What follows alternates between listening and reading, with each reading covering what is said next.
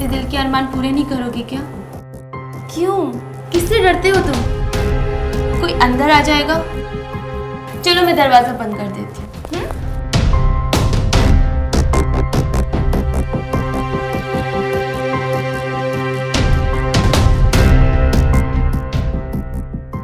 देवर जी तुम अपने कमरे में जाओ, मैं अभी आती हूँ।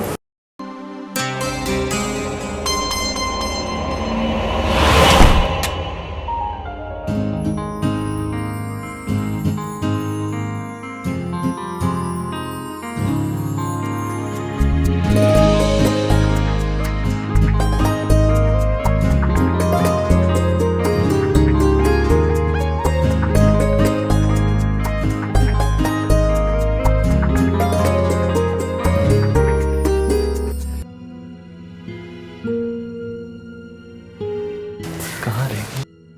1 बज गया। रोज तो टाइम पे आ जाती है।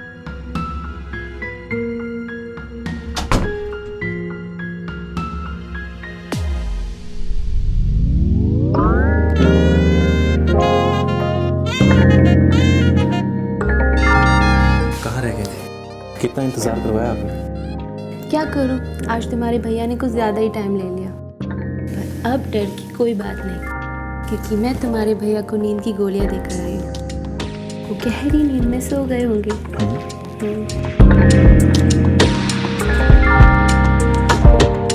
बहुत तड़प गया हूँ आपके इंतजार में।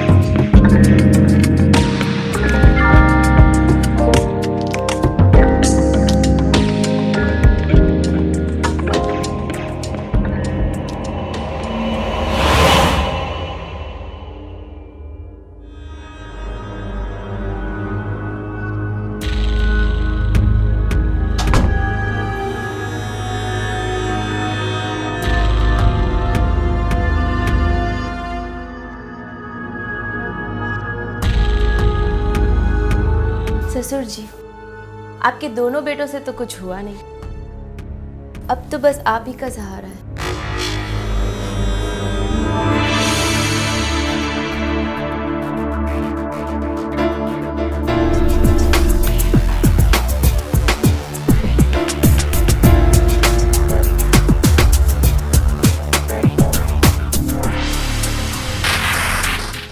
कैसी औरत थी ये जो अपने घर के सभी मर्दों के साथ अनैतिक संबंध बना रही थी? आखिर इसकी क्या वजह थी?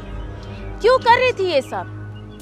क्या इस घर के सभी सदस्य इस बात से वाकिफ थे कि नीतू एक एक करके सभी मर्दों के साथ फिजिकल रिलेशन बना रही थी?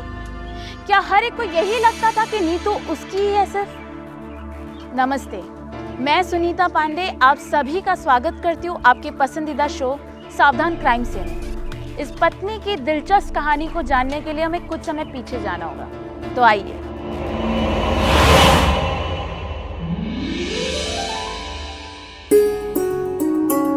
भाभी, थोड़ी दाल देना।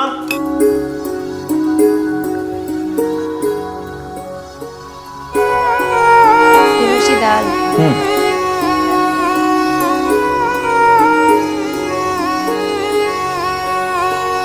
ससुर जी आपको? ना बहू, हमारे को ना चाहिए। जब चाहिएगी तो बोल देता। रमेश बेटा, कब मारे को मेरे पोते पोतियों का मुंह देखने को मिलेगा? कब इस घर में बच्चे की किलकारियां गूंजेंगी? 3 साल हो गए थारी शादी को। भैया, आपको किसी अच्छे डॉक्टर की सलाह लेनी चाहिए। हाँ रमेश, छोटा सही कह रहा है। हमारी उम्र के लोग मोहल्ले में अपने नाती पोतों के साथ उछलते कूदते नजर आते हैं। मुझे कब अपने पोते पोती का मुंह देखने को मिलेगा? कब मिलेगा ये सुख? ये जमीन जायदाद रुपया पैसा इसीलिए तो बनाया है कि हमारी भी हसरतें हैं कि अपने पोते पोती को खूब पढ़ाऊं लिखाऊं अच्छे अच्छे कपड़े ला कर दूं, अच्छा खाना खिलाऊं। सुन ले रमेश, अगर इस साल इस घर में बच्चे की किलकारियां ना गूंजी तो अगले साल थारी दूसरी शादी करवा दूंगा। मुझे अपने खानदान का चिराग जल्दी से जल्दी चाहिए। और इंतजार कर लिया, अब और इंतजार ना करूंगा।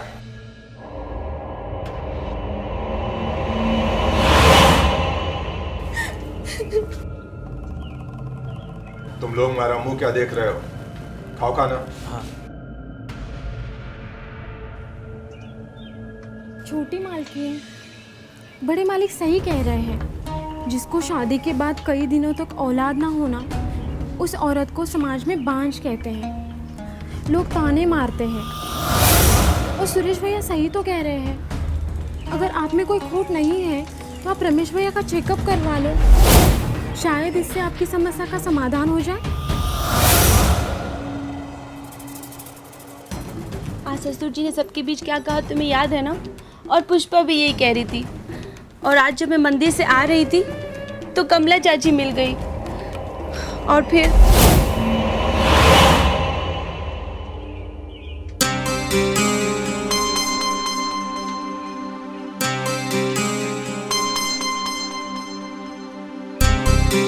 अरे कमला चाची नमस्ते। नमस्ते बेटा, नमस्ते। कैसे हैं आप? बस मैं तो ठीक हूँ, और तू सुना? बस मैं भी ठीक हूँ चाची। अरे बेटा नीतू, ये तो बता क्या मांगने जाती है भगवान से? अपने परिवार की खुशहाली चाची। कैसे खुशहाल रहेगा तुम्हारा परिवार जब तक कोई छोटा बच्चा नहीं होगा? बस यही पुकार मेरी भगवान सुन ले। भगवान तेरी पुकार सुनेगा, इस चक्कर में तू कब तक बैठी रहेगी? तेरी शादी को 3 साल हो चुके हैं। कहीं रमेश तुझे बांझ समझकर दूसरी शादी ना कर ले। वो कैलाश काका है ना, उनके बेटे रवि के यहाँ 2 साल औलाद ना होने पर अब उनके यहाँ 2 बच्चे खेल रहे हैं। भगवान ने दिमाग दिया है ना, चेकअप वगैरह करा। अगर कुछ कमी होगी तो डॉक्टर पूरी करेगा और तेरी गोद भी हरी हो जाएगी। पर चाची पिछली बार जब मैं रक्षाबंधन पे घर गई थी तब मेरी माँ ने मेरा टेस्ट करवाया था। उसमें तो रिपोर्ट्स नॉर्मल आई थी। तो फिर रमेश का चेकअप करा, शायद उसमें कोई कमी हो। तुझे हिम्मत से अपने दिल की बात उसके सामने रखनी होगी। सोच में क्या पड़ गई है? पकड़ उसका हाथ और ले जा जबरदस्ती उसे डॉक्टर के पास, समझी? जी चाची। तो फिर तुम्हें जबरदस्ती ले चलूं या फिर तुम खुद चलोगे? अगर तुम्हारी यही इच्छा है तो चलो, तुम्हारी ये तमन्ना भी पूरी कर लेते हैं। सच? सच। तो चले आज ही? चलो। ठीक है चलो।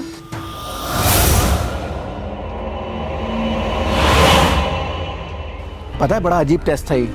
नर्स ने मुझे एक शीशी देकर कहा कि बाथरूम से जाइए और इसे भर कर लाइए। मुझे बड़ी शर्म आई यार। इसमें शर्म की क्या बात है? तुम्हें पता है ये सब कुछ मैंने तुम्हारे कहने पर किया है। अगर मुझे पता होता बाथरूम में जाकर ये सब करना पड़ेगा तो मैं ऐसा बिल्कुल नहीं करता। खैर, कल रिपोर्ट के बाद में पता लग जाएगा हम दोनों माँ बाप बन सकते हैं या नहीं। गांव वाले तो गांव वाले, अब तो तुम्हारे दोस्त भी तुम्हें ताने मारने लगे हैं। वो लोग अपना काम कर रहे हैं और हम अपना काम करेंगे। भरोसा रखो नीतू, सब ठीक हो जाएगा। आप चलें? चलो।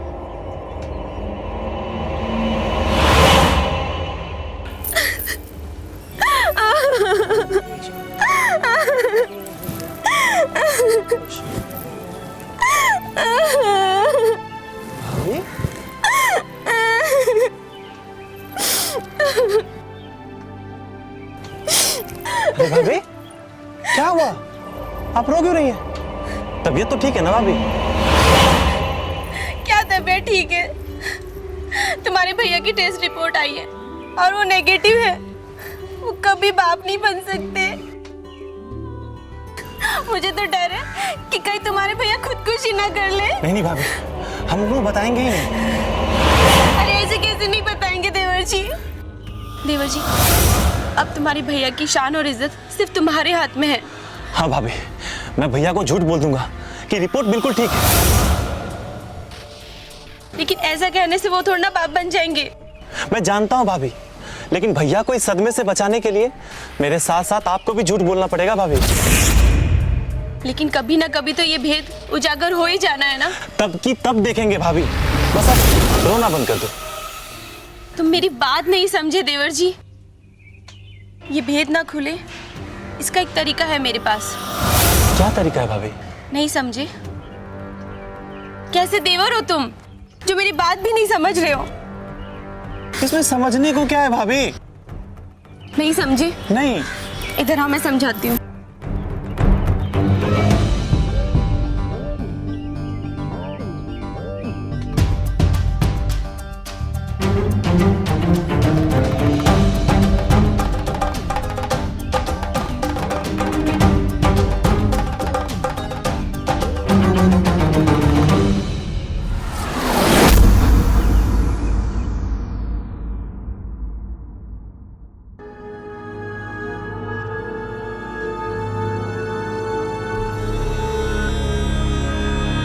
मुझे बताएगा कि रमेश की रिपोर्ट का क्या हुआ? ससुर जी, हम माँ बन सकते हैं। इनकी रिपोर्ट नॉर्मल है, बस डॉक्टर ने कुछ दवाइयाँ दी है और कहा है थोड़ा इंतज़ार करने के लिए। ये तो बहुत अच्छी बात है। इतना इंतजार किया है तो थोड़ा इंतजार और कर लेंगे। मुझे पूरा यकीन था कि मेरे बेटे में कोई कमी नहीं होगी। बहुत खुशी की बात है। चलो इसी बात पे 2 फुलके ज्यादा खाऊंगा। बहू 2 फुलके और रख दो इसी खुशी में। देवर जी, आपको भी हाँ, दो ना भाभी। वैसे भी आज मैं बहुत भूख हूँ। खाइए ना।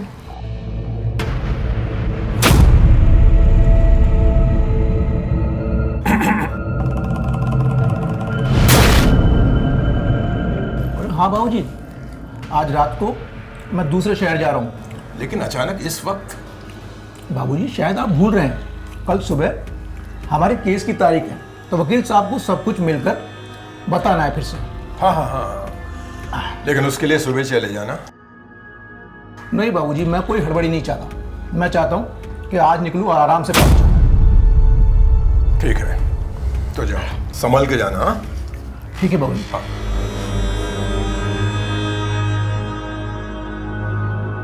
नीतू, मेरा बैग पैक कर दो।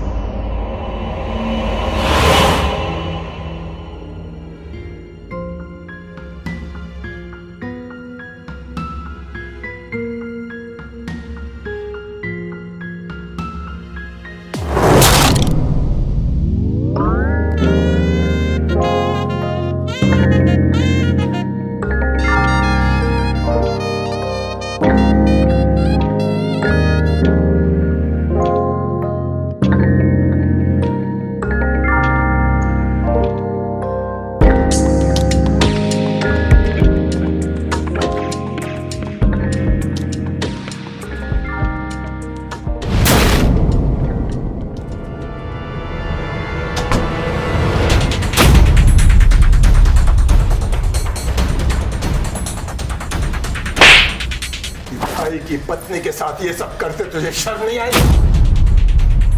मुझे तुम दोनों पर शक तो उसी वक्त हो गया था जब मैं खाना खा रहा था, लेकिन मैंने सोचा कि मैं तुम दोनों को रंगे हाथों पकड़ूंगा। और बहुत तुम अपने पति को धोखा दे रही हो। अगर रमेश को ये सब पता चल गया तो तुम तो दोनों भाइयों का गला कटवा दोगे। ससुर जी, ऐसा कुछ नहीं जैसा आप सोच रहे हैं। वो बात दरअसल ये है बाबूजी कि भैया की रिपोर्ट निगेटिव आ गई है और वो कभी भी बाप नहीं बन सकते। और अगर भैया को पता चल जाता तो वो फांसी लगा लेते। यही सोचकर भाभी और मैंने ये कदम उठाया। हाँ ससुर जी, अगर आपको यकीन नहीं है तो हम आपको रिपोर्ट दिखा सकते हैं। बस बस, मुझे और किसी सफाई की जरूरत नहीं है। ससुर जी, हमें माफ कर दीजिए। उनकी जान बचाने के लिए हमें यही रास्ता दिखा। बस एक बात का तुम दोनों ध्यान रखना, ये घर की बात है और घर में ही रहे, बाहर वालों को पता न चले, और रमेश को तो किसी भी तरह नहीं।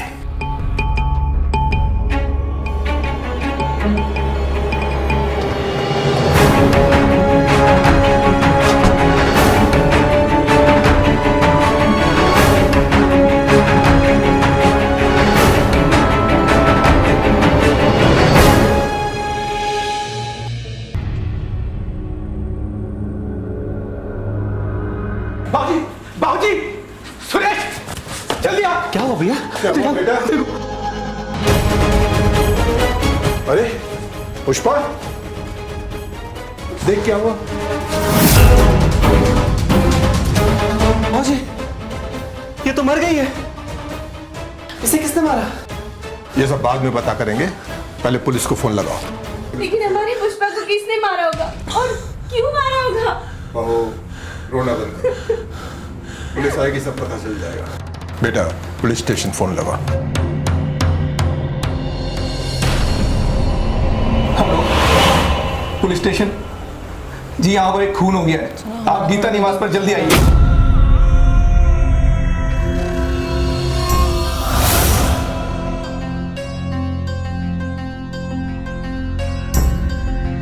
हटिए आप लोग, साइड से हटिए। कांस्टेबल, घर की तलाशी लो।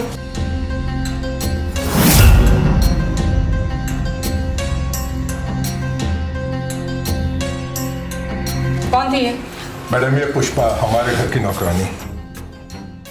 कैसे हुआ इसका कत्ल? मैडम, घर में कोई नहीं था। हम सब लोग पड़ोस में देवगन जी के यहाँ फंक्शन था, वहाँ गए थे। जब आए तो देखा ये मरी पड़ी थी। इसकी कोई दुश्मनी मोहल्ले वालों से या किसी से अनबन? नहीं मैडम, ऐसा तो कुछ नहीं है। मैम, यहाँ पे कुछ भी नहीं मिला। अच्छे से चेक किया? Yes ma'am. कुछ मोबाइल वगैरह? नहीं मिला मैम। आप में से किसी के पास इसका मोबाइल नंबर होगा? बहुत। हाँ। 99554898। फोन तो बंद आ रहा है।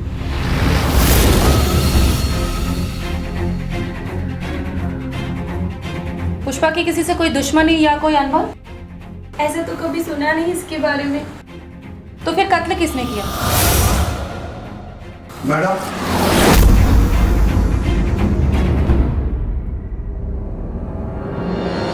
मैडम, मुझे पता है पुष्पा का कत्ल किसने किया है। आपको कैसे पता? अरे शंकर। एक मिनट, आपको कैसे पता? मैडम, पुष्पा मेरी बीवी है। मैं उसे मना कर रहा था, लेकिन वो मानी नहीं मैडम।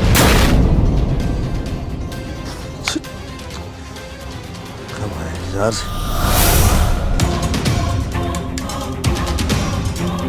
अरे शंकर शंकर शंकर शंकर शंकर शंकर। अरे ऐसी हरकत क्यों कर रही है? पागल हो गई क्या? अरे तुम भी देखोगे तो तुम भी खुशी से पागल हो जाओगे। अब हम नौकर नौकरानी नहीं, सेठ सेठानी बनेंगे। सेठ सेठानी? वो कैसे? ये देखो, दिखा? और ये छोटी मालकिन इतनी गिरी हुई हरकत। अच्छा है ना, अब यही हमारी कमाई की चाबी है। वो कैसे? अब ये वीडियो मैं रमेश भैया को दिखाऊंगी और उनसे खूब सारे पैसे इकट्ठे करूंगी। और अगर उन्होंने पैसे नहीं दिए तो? पैसे तो उसका बाप दे देगा। मैडम, ये वीडियो देखिए, पुष्पा ने मुझे भेजा था।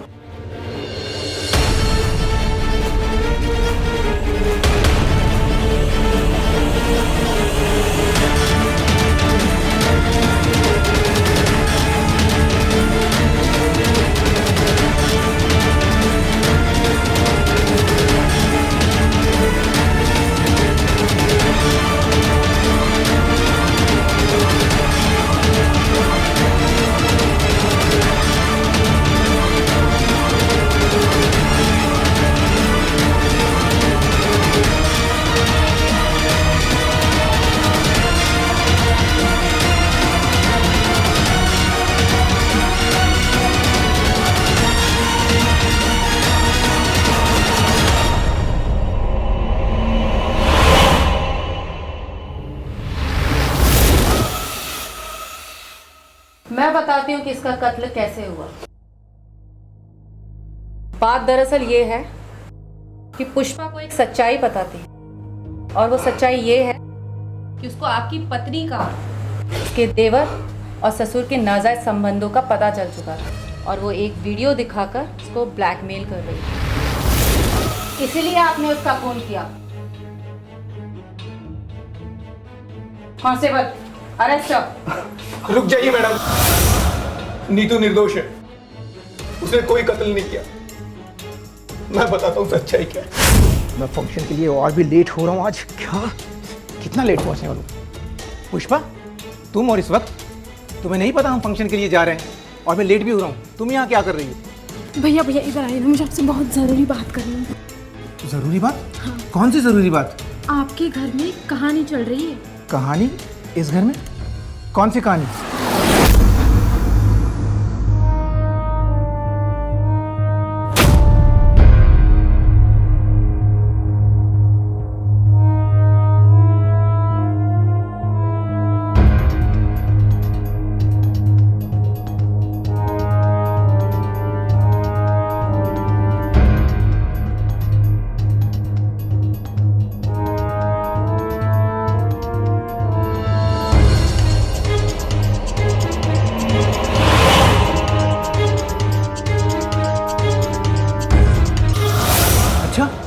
तुम ये सब करती हो घर में रहकर? नमक हराम, निकल जा मेरे घर से, निकल। और जो तुम ये गंदे वीडियो शूट कर रही हो ना, ये नीतू को आजादी मैंने दी है, क्योंकि मैं नामर्द हूं, मैं कभी बाप नहीं बन सकता। नीतू बदचलन नहीं है, ये बात बाहर नहीं जानी चाहिए, वरना हमारे घर की बहुत बदनामी हो।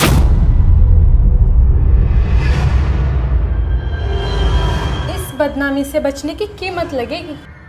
कीमत? तुम मुझे ब्लैकमेल कर रही हो? डिलीट करो ये वीडियो। ये मोबाइल मुझे दो। मैं कहता हूँ ये मोबाइल मुझे, ये मोबाइल मुझे।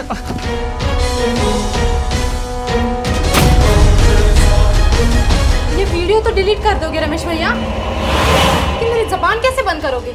वो भी मैं बताता हूँ।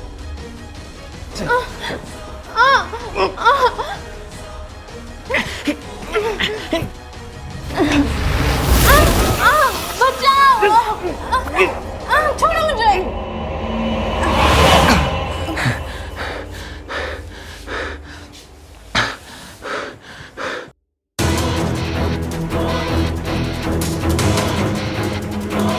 इसका क्या करना? सबसे पहले डिलीट मारता हूँ और इसको कहीं फेंक देता हूँ।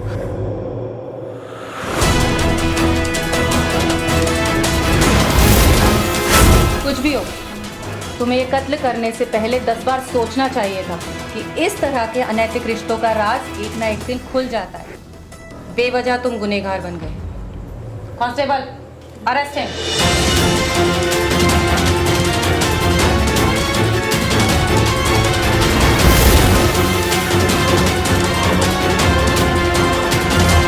एम्बुलेंस, फौरन गीता निवास में आओ।